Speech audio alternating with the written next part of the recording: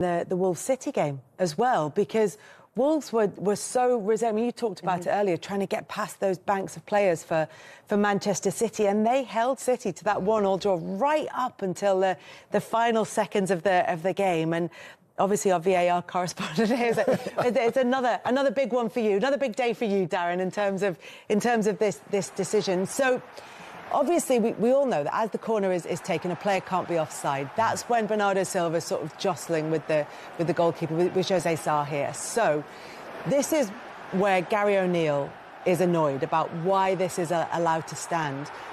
But the only time an offside decision comes into play here is the moment that John Stones heads the ball.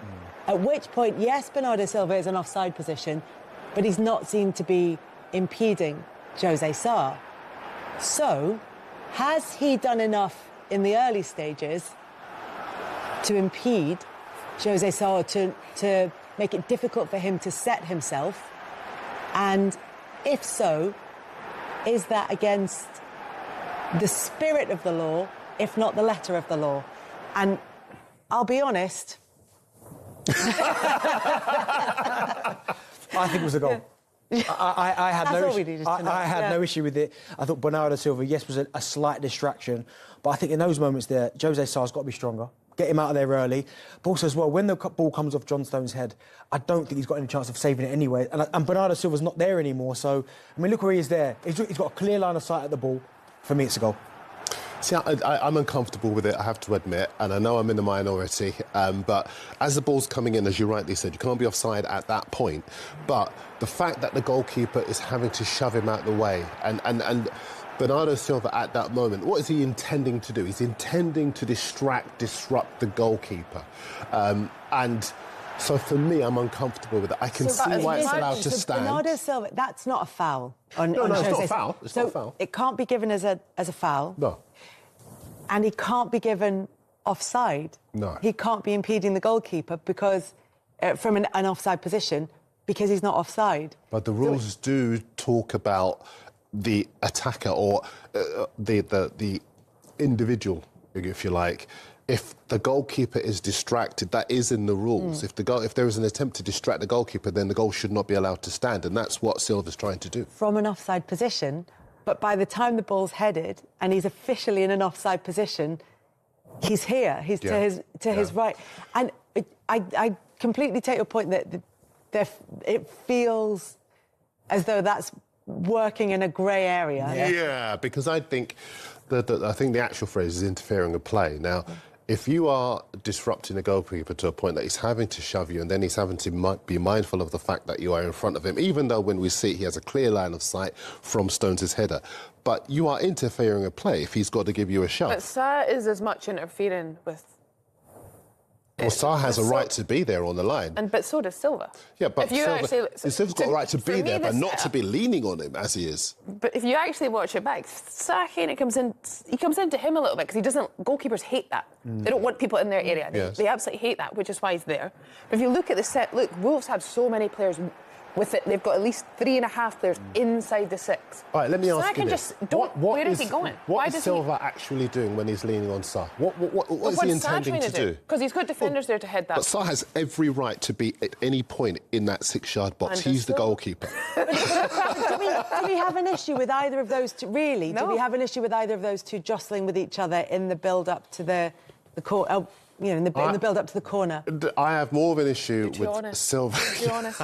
Yeah. I tell you who are masters at it, Arsenal. Yeah. Ben White's been doing it for a couple of seasons. Yeah. Absolutely. But I think it comes down to the goalkeeper having to be a bit Do you know what stronger also? I bet you it was your job, wasn't it? That was one of your jobs. If the ball wasn't coming to you, I bet you were the one who was... Just giving it a little bit of... Do you know what? Letting the keeper know you were there. Yeah, obviously, I'd get away with a lot more back then than they do now. I mean, a classic example was Jens Lehmann. He used to hate anyone being around his toes. So managers used to say to me, just stand on his toes. Like, accidentally stand on his toes. And that's where, in that scenario, I know you can't get away with it. I do think José Sá, get him out of the way early. If you move him out of the way the first time, he won't come near you. Limitations. You just admitted stamping on his toes. Yeah. Right on his toe. And he's accidental on purpose. It's an art. So there, do you think that José Sá needs to be So if he wants Bernardo Silva out the way, he clears him. Get him out of the way. Obviously, don't, by the letter of the law, before the ball's even taken, let Bernardo Silva know that, OK, if you're going to keep doing that, even if you yank him out the way, Bernardo Silva, and even as players, your second time, you're like, do I really want to go near him? You'll still be in the vicinity, but... I mean, the ball's in the 6-yard box. It's a good point, Kelly, because I wonder if we might begin to see more of that. Goalkeepers being much more aggressive because of that movement from opposing players to try and distract them, disrupt them, and they're not being penalised in goals like that standing. I think we might see, because we see it with Vicario, for example, at Spurs, where loads of people try to disrupt him and get on top of him. If Sarr in that moment suddenly decides I'm cleaning people outside to get the ball, who can complain? Yeah, and it was Peter Schmeichel, I think, wasn't it, who said, you need to come for corners with violence. Yeah, absolutely, absolutely. Obviously, within the letter of the law. But I just think it's a really interesting scenario, and I actually think it's interesting that it hasn't come up before more around Arsenal, because they are the sort of masters of this kind of scenario. But it's just because I think it was right on the whistle.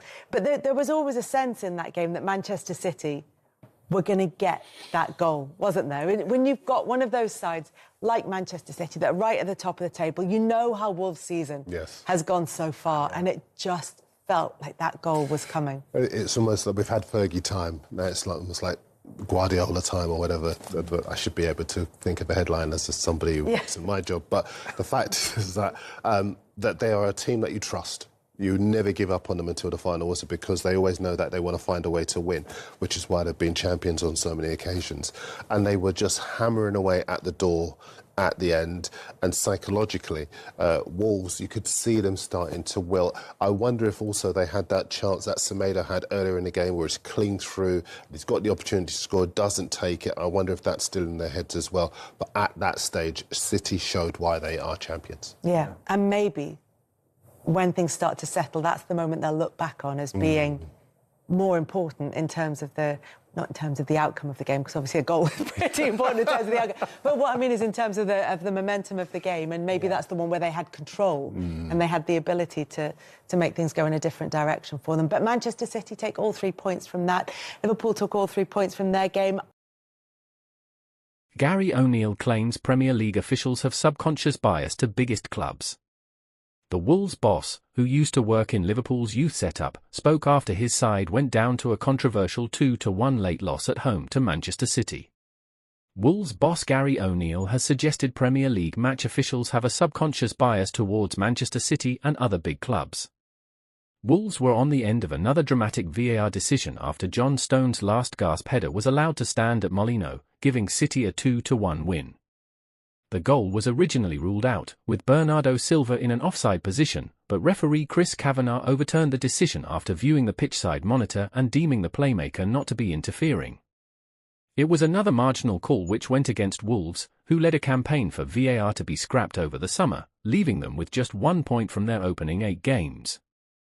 O'Neill, a former Liverpool under-23s coach, insists match officials are not knowingly ruling in favour of City, but thinks they are subconsciously awarding them tight decisions. There's no chance that people are purposely against Wolves, said O'Neill, who saw his side have a goal chalked off in similar circumstances against West Ham last season. But is there something in the subconscious around decision-making, or, without even knowing it, are you more likely to give it to Manchester City than Wolves? My focus and my senses are heightened when we're facing Man City and Pep Guardiola and Erling Haaland. Are the officials the same when it's Haaland and when it's Manchester City? Is there something in there that influences decision-making? And I've spoken to them about this as well, and they obviously guarantee me their ISNT. They are human. But Manchester City scoring a last-minute winner is a big thing. It's a bigger thing than Wolves scoring a last-minute goal against West Ham. So maybe there's something subconsciously that means that you are less likely to get them. I might be miles off, but if I had to upset someone in a street and there was a little guy and a big guy, I'm upsetting a little guy. Nothing against little guys. But there is something in there, and they definitely don't do it on purpose. I know they're 100% honest, and they're doing the best job they can, and I respect them fully. But maybe there's something that just edges it in that direction when it's really tight. City boss Pep Guardiola had less to say on the incident, other than stating Jose Sá's vision was not impacted when Stones made contact with the ball, which echoed the Premier League's explanation. Guardiola said at the moment the linesman raised the flag, "I said, it's a corner, how can it be offside?" The situation, at the moment of the impact from John, Sa is watching perfectly the actions, so it's well given. The decision falling in City's favour helped get them out of jail as they had laboured against a well-drilled and compact Wolves side. Jurgen Strand Larsson's early opener for the dogged hosts was cancelled out by Josko Gvardiol, but it looked as if City would come up short in their pursuit of a winner. But they got the job done as they capitalised on Arsenal's slip-up against Bournemouth on Saturday night. It's not the last fixture of the season, but it is of course important winning that way. We are not used like other teams to winning games in the last minute, and today the flavour of winning this way is so nice, Guardiola added. We were patient, we have to deal with that with teams that defend so deep, literally 11 players on the penalty spot. I said to the players, please don't judge what the opponents do, it belongs to us. I have a feeling that every time we are getting better, knowing the space is so difficult, it doesn't exist. That is why we are really pleased for the victory. Liverpool then replaced City at the top of the Premier League by winning 2-1 at home to Chelsea.